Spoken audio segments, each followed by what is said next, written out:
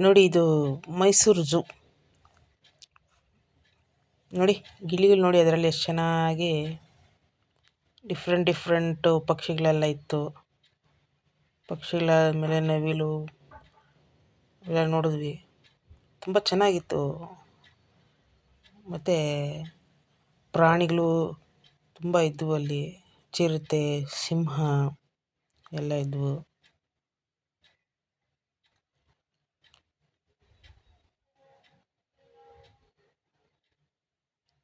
ಕೆಲವೊಂದು ಪಕ್ಷಿಗಳು ನಮಗೆ ಹೆಸರೇ ಗೊತ್ತಿಲ್ಲ, ಆ ಥರ ಪಕ್ಷಿಗಳೆಲ್ಲ ಇದ್ದವು ಇದರಲ್ಲಿ.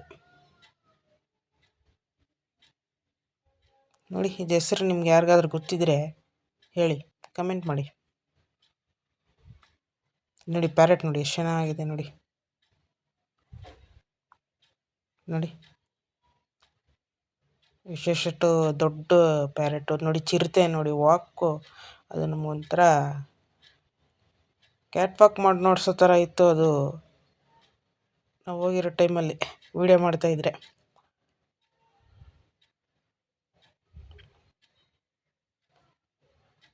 ನೋಡಿ ನಮ್ಮ ಬಾಸ್ ಹೆಂಗೆ ನಡ್ಕೊಂಡು ಹೋಗ್ತವ್ರೆ.